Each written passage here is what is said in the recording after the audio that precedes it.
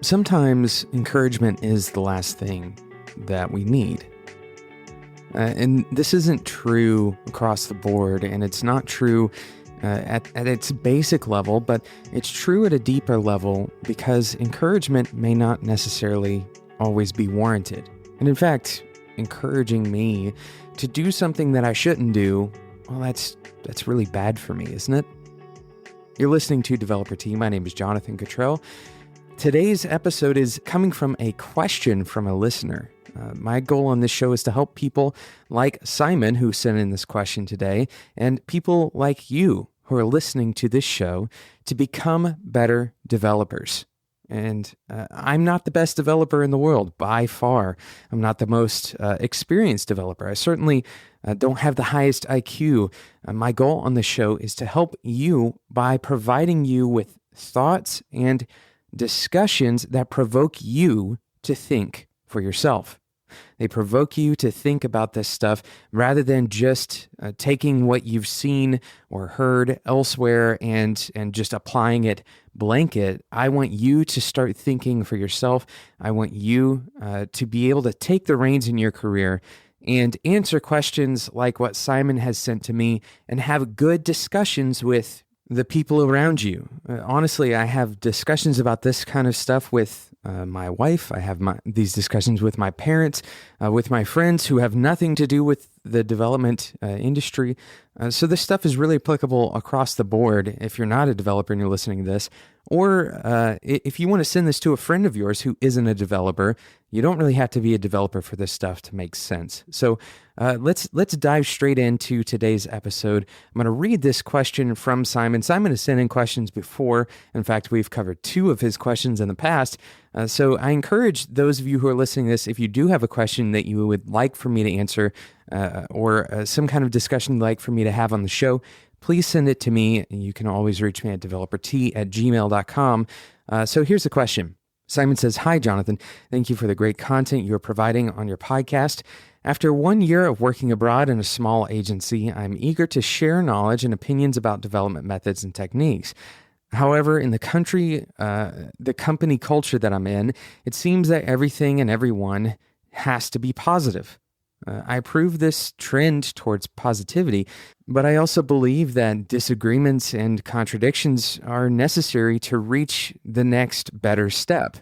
Learning requires some kind of questioning, and sometimes it requires criticism. For example, 2 days ago, a coworker showed me a feature he had built, and my first comment was that it looked good. It looked clean and shiny, like everyone else had already told him. But my second comment was that this feature was not really relevant. In fact, it would probably be better to use an email sending service like Mailgun to get real data about bounces and drops. So my questions are, how do I stimulate questions and thinking without sounding like the unsatisfied one? And how do I formulate hesitations or criticisms when everyone only wants to formulate praise and fulfillment? Thank you, Simon." Simon, this is an excellent question, and it's one that all of us probably have dealt with at some point in the past. This is definitely part of the kind of a backlash in culture to old management styles. Simon also included a link to a satirical article, by the way, that's called Gluten-Free Management. But the idea is that this old management style was harsh, that it was only focused on productivity and performance, and now we've moved away from this and we've gone too far the opposite direction, and what that has led to is management and coworkers who are really afraid to provide any kind of meaningful critique, any kind of meaningful thing that isn't positive. So the real question at hand, though, it's not really about how to be less positive, right? Simon, hopefully you and anyone listening to this doesn't believe that the antidote to this is to be the negative person. In fact, you've asked very specifically how to not come across as the unsatisfied guy. So I highly doubt that anyone would disagree that positivity is a good thing, right? But the question is about being positive at inappropriate times or in lieu of being honest or providing legitimate critique. right? These are very different things. Being negative just for the sake of being negative, or being positive when you shouldn't be. These are two different things. We've all found ourselves in this type of environment, and many of us have also had personal relationships with people who fall into this trap, right? Hopefully you can recall in your mind somebody who you felt like was just kind of always happy or overly happy, sometimes to the point of feeling kind of plastic, kind of unrealistic, right? So the rationale is, as long as I stay positive, things will be okay. My relationships will be okay. My job will be stable. My clients will be happy. And the idea is that anything that isn't positive is negative, and anything that is negative is intended to harm the person that it's directed at, right? And this is a lie that we can't believe. It's not something that I want you to believe in, because it just simply isn't true. Here's how I want you to realign your thinking. Instead of thinking about positive versus negative thoughts, or positive versus negative feedback, or positive versus negative moments with your coworkers, I want you to think about honesty and truthfulness versus manipulation.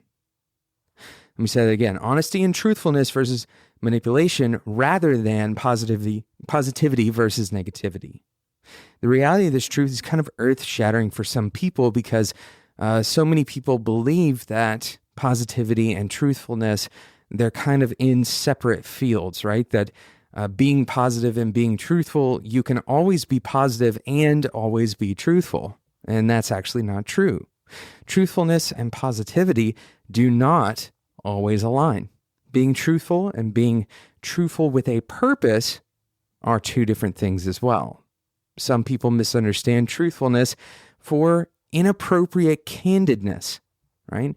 So truthfulness and positivity do not always align. In other words, in order to be truthful, sometimes you can't be positive at the same time, but that doesn't mean that you are inappropriately candid, right? In other words, sometimes a thought may go through your mind that is candid, a candid thought about another person, about another person's weaknesses, for example, their personal experiences. A truthful, candid thought may go through your mind that isn't valuable to share, right? If you misunderstand truthfulness with inappropriate candidness, you're going to find yourself in a really tough spot. So that's a lot to think about. There's a lot to think about here. Tons of kind of weaving paths around what it means to be truthful, what it means to be positive, and how can we align those things as often as possible.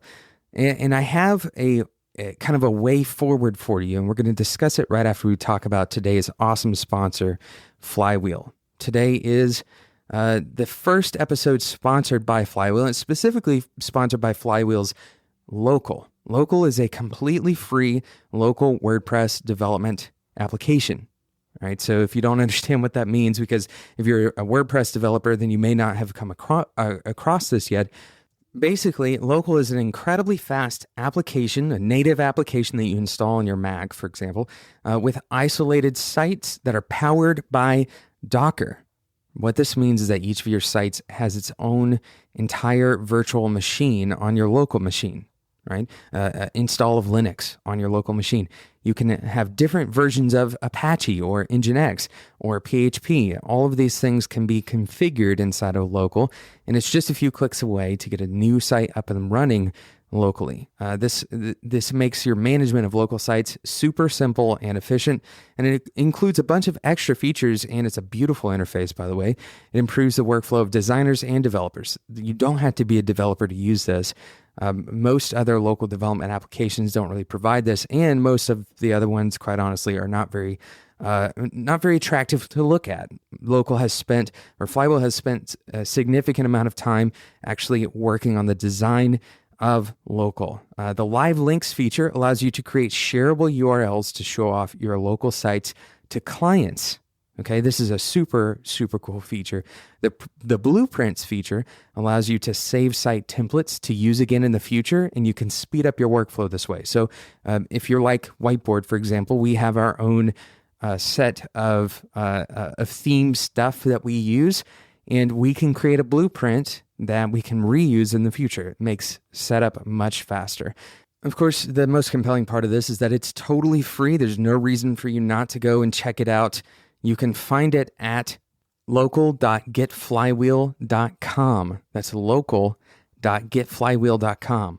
Flywheel is also currently working on a pro version of Local, which will have even more features. So go and check it out, local.getflywheel.com. This is what I'm using for all of my WordPress sites now, by the way. They did not pay me to use it. I decided to use it. And in fact, I was really excited to have Local and Flywheel come on as sponsors because I believe in this product so much. So go and check it out. Again, local.getflywheel.com. Thank you again to Local and Flywheel for sponsoring today's episode of Developer Tea.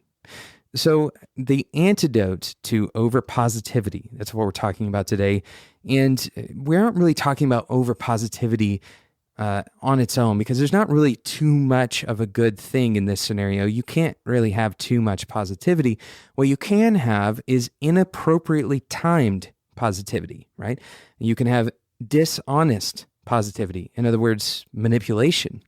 If you are being dishonest with your positivity, particularly if you are doing this on purpose, if you're intentionally saying something positive about something that you actually feel is not really that good, right? For example, there's work that you see and it's not really good work, and you know it, and the people at your coworkers probably know it as well.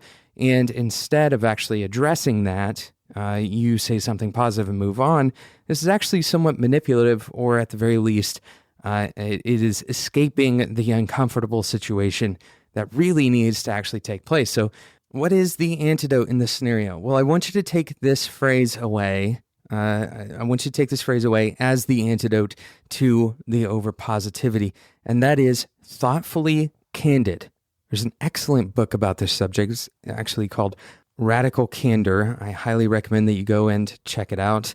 We are reading, most of the leadership at Whiteboard is reading this book right now, but radically candid people, they tell the truth and they provide honest feedback. And that's really what we're talking about here.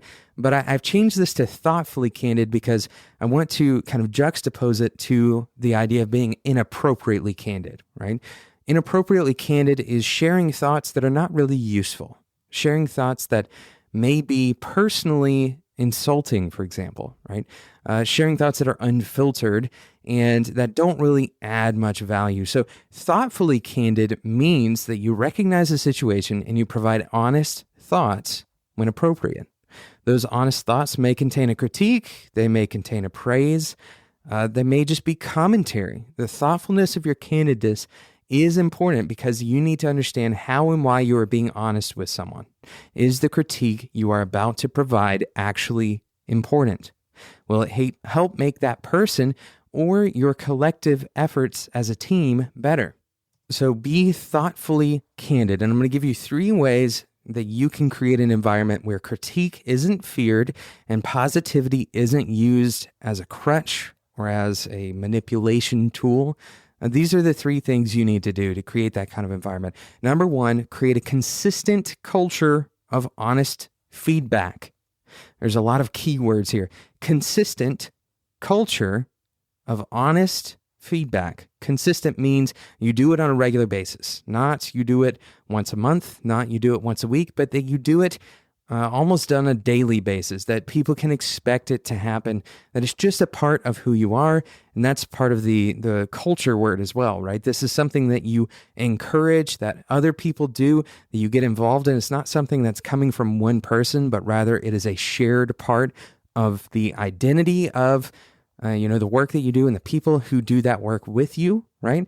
So this consistent culture of honest feedback. Honest means that you're actually sharing what you think. And of course, feedback is in response to something, right? Not unprompted, but in response to something. This is super important. Feedback shouldn't be bottled up, right? You shouldn't respond internally to something and make this mental note of something that went really poorly and then hold on to that for a month and then suddenly unveil it at, say, like a performance review or a meeting about something totally unrelated to the original thing that feedback was intended for. Your feedback loop should be relatively close to kind of the source event, the event that the feedback is actually intended to be responding to effectively, right? So that's number one. Create a consistent culture of honest feedback. For example, if your company practices Agile, the consistent feedback part is actually the Agile retrospect, for example. Right? If you are not including the question, things that could have gone better, then you probably can benefit from that, number one. And number two, you may be able to look for signs of this over positivity piece of your culture that could be negatively affecting the work that you do. All right. So number two-way streets. This is super important. If you are going to come in, Simon and anyone else, if you're going to come in and be the person who provides critique, you need to explicitly invite critique. Don't make this an unspoken thing. You have to explicitly invite critique. What this means is that as a part of your feedback culture, you don't have certain people who are constantly providing that feedback and certain people who are constantly taking the feedback, and those are their only roles. Instead, everyone provides feedback and everyone receives feedback, right? So create a structure around this. Provide an avenue where others can provide feedback to you as well. You're not the only one who is providing the feedback. And Simon, this directly answers that question of how you can come in and provide critique without being the only person that's unsatisfied, right? Everyone in the working environment has something to get better at, and in that way, everyone should be somewhat unsatisfied with the last thing they did. Not in a deep, unsatisfied and defeated sense, but rather in a constantly challenged sense.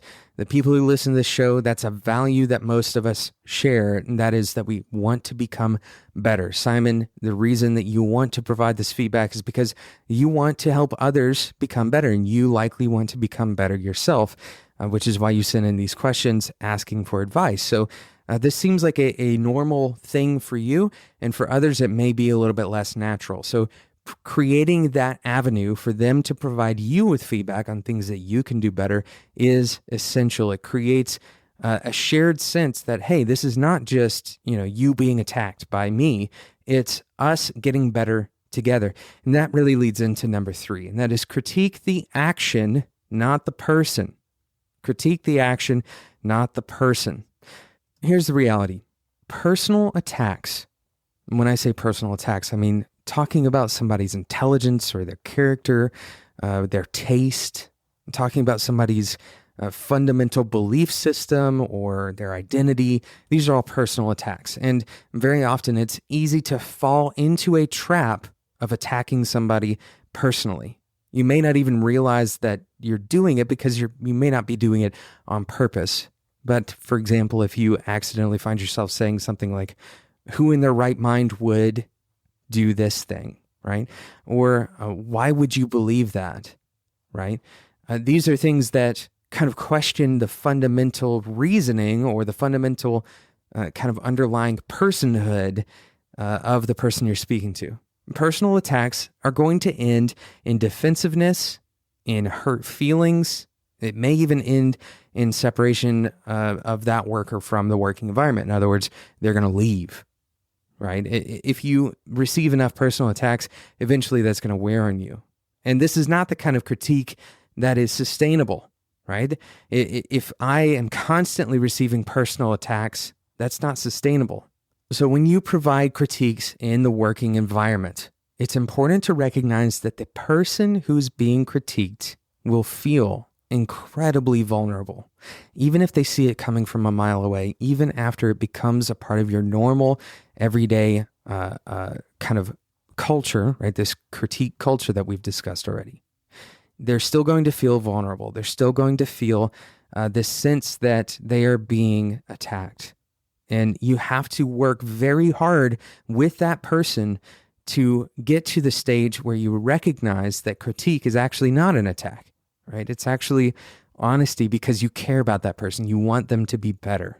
So in order for this to work, in order for a culture of critique to actually work, you must do these critiques You must perform these critiques with the true intent of helping the person and not tearing them down. Let me say that in a different way. If you're going to provide a critique, you shouldn't feel better walking away if the other person feels bad, right? You shouldn't feel better walking away because you feel like this was some cathartic event for you, that you got something off your chest, right? The only reason you should feel better walking away is if you believe that the other person is now empowered with the knowledge and the direction to do better work. That's it. There's no reason to provide. And this goes back to the original discussion. Why this stuff even is a problem to begin with is because there was the culture that we're railing against is the idea that this part doesn't matter, right? That the critique can be a personal attack, and as long as the person ends up doing better work, that mission is accomplished. But if you're going to be empathetic, and if you don't want to be the person who is just negative or just harping on the other person's work, you must provide these critiques with the intent of helping the person, not tearing them down. If the critique is done with some kind of cathartic intent, then it's probably better for you to find a release away from that person. Go and exercise or some other thing that provides you with your cathartic release, but certainly do not take it out on the person. In other words, don't engage in a critique for your own emotional benefit, but rather for the benefit of the work and the career of the person you're providing the critique to. In all of this, remember that to keep an equal balance between praise and critique, you need to provide encouragement more often than you provide critique, right? This is strongly related to that third thing, the critique, the action, not the person. As a part of our psychology, humans tend to hyper-focus on the bad things, especially things about ourselves. Thus, in order for us to set the scales to a balanced, even state, it is indeed important to provide praise on a regular basis. So the last tip I'll leave with you is to provide meaningful praise. Meaningful praise. Don't tell your coworker that they're just crushing their job and leave it at that, right? That is kind of an ephemeral, very quickly forgotten kind of praise, and it feels somewhat meaningless. Instead, explain to them why the work they have done matters and why you believe it was done excellently. What did they do that was above and beyond in your mind? This is a much more meaningful praise, and it encourages them to continue producing well. It encourages them to continue doing the thing that was so excellent. Provide meaningful praise that you actually mean, right? That's the whole goal of encouragement, encouraging someone to continue doing the thing that you thought was worth praise. Thank you so much for listening to today's episode of Developer Tea, and thank you again to Local for sponsoring today's episode. Local by Flywheel. You can find it at local.getflywheel.com. It is an excellent product. I use it for all of my WordPress sites. Extremely easy to use. It's friendly to designers, friendly to developers. It uses leading tech. It's not a hacky solution. It is certainly worth your time to go and check it out, especially if you're already a WordPress developer. Thank you so much for listening to today's episode. Until next time, enjoy your tea.